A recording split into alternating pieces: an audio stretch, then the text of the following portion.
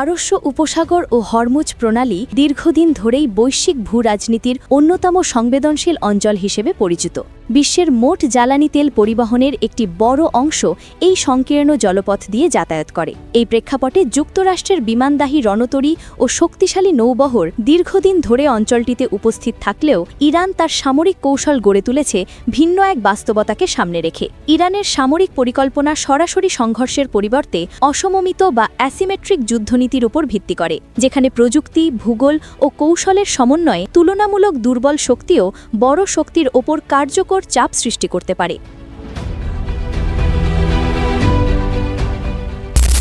বিশ্লেষকদের মতে ইরানের সামরিক ভাবনার মূল লক্ষ্য হল যুক্তরাষ্ট্রের নৌবাহিনীকে সম্পূর্ণ পরাজিত করা নয়, বরং এমন এক পরিস্থিতি তৈরি করা যেখানে পারস্য উপসাগরে মার্কিন সামরিক উপস্থিতি ব্যয়বহুল, ঝুঁকিপূর্ণ ও কৌশলগতভাবে জটিল হয়ে ওঠে। এই উদ্দেশ্যকে সামনে রেখে ইরান ধাপে ধাপে এমন ৬টি কৌশল গড়ে তুলেছে যেগুলোকে অনেক সামরিক বিশ্লেষক মাল্টি ডোমেন ডিনায়াল স্ট্র্যাটেজি হিসেবে বর্ণনা করেন।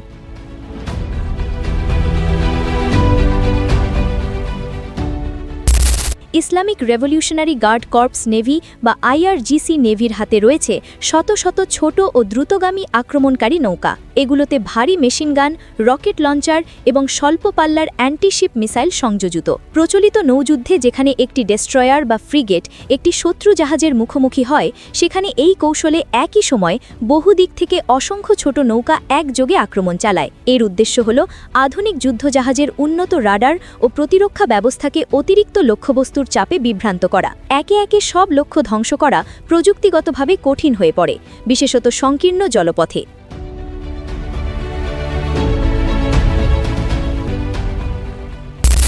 সামরিক ইতিহাসে নৌমাইনকে একটি নীরব কিন্তু কার্যকর অস্ত্র হিসেবে বিবেচনা করা হয়। ইরানের হাতে হাজার হাজার নৌমাইন রয়েছে বলে বিভিন্ন প্রতিরক্ষা বিশ্লেষণ প্রতিবেদনে উল্লেখ করা হয়েছে। এর মধ্যে কিছু মাইন আধুনিক সেন্সর ব্যবহার করে নির্দিষ্ট জাহাজের শব্দ শনাক্ত করতে সক্ষম। যুদ্ধ বা সংঘাতের সময় ইরান সাবমেরিন, দ্রুতগামী নৌকা অথবা বেসামরিক জাহাজের ছদ্মবেশে এই মাইনগুলো শিপিং লেনে স্থাপন করতে পারে।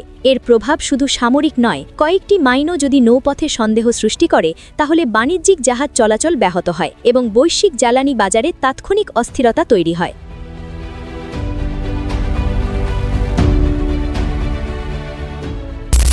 ইরানের উপকূল রেখা পাহাড়ি ও দুর্গম, যা মোবাইল মিসাইল লঞ্চারের জন্য আদর্শ পরিবেশ তৈরি করে। ট্রাক মাউন্টেড লঞ্চার ব্যবহার করে ইরান শুট অ্যান্ড স্কুট কৌশল প্রয়োগ করতে পারে, অর্থাৎ ক্ষেপণাস্ত্র নিক্ষেপের পর দ্রুত অবস্থান পরিবর্তন করা। এর ফলে পাল্টা আঘাত করা কঠিন হয়ে পড়ে। এই পরিস্থিতিতে পারস্য উপসাগরের অনেক অংশ কার্যত একটি সম্ভাব্য কিল জোনে পরিণত হয়, যেখানে জাহাজগুলোকে সবসময় স্থলভিত্তিক হুমকি মাথায় রেখে চলতে হয়।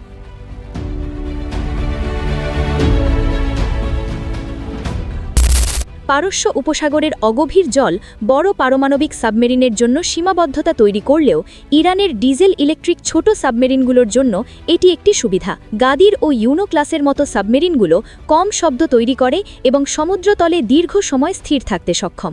বিশ্লেষকদের মতে এই সাবমেরিনগুলো গুরুত্বপূর্ণ চোখ পয়েন্টে অবস্থান নিয়ে টর্পিডো বা মাইন ব্যবহার করে হঠাৎ আঘাত হানতে পারে। একটি সফল টর্পিডো আঘাত বড় যুদ্ধজাহাজের গতি, প্রোপালশন সিস্টেম বা ফ্লাইট অপারেশনকে গুরুতরভাবে ব্যাহত করতে পারে।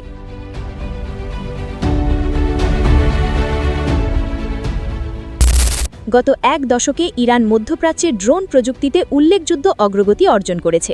নজরদারি ড্রোনের পাশাপাশি তারা লয়টারিং মিউনিশন বা আত্মঘাতী ড্রোনও ব্যবহারযোগ্য করে তুলেছে। সম্ভাব্য সংঘাতে এই ড্রোনগুলো একযোগে ব্যবহার করে যুদ্ধজাহাজের রাডার, যোগাযোগ ব্যবস্থা ও ফ্লাইট ডেককে লক্ষ্যবস্তু করা হতে পারে। এতে সরাসরি বড় ক্ষতি না হলেও সেন্সর ও অপারেশনাল সক্ষমতা সাময়িকভাবে অকেজো হয়ে পড়তে পারে, যা পরবর্তী আক্রমণের পথ খুলে দেয়।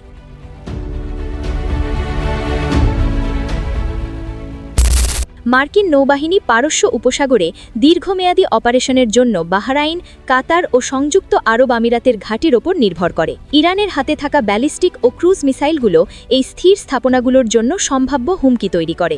সামরিক বিশ্লেষণে বলা হয়, এই ধরনের হামলার লক্ষ্য সম্পূর্ণ ধ্বংস নয়, বরং জ্বালানি সরবরাহ, রানওয়ে, কমান্ড সেন্টার ও রসদ ব্যবস্থাকে সাময়িকভাবে অচল করা। এর ফলে নৌবহরের কার্যক্ষমতা সীমিত হয়ে পড়তে পারে।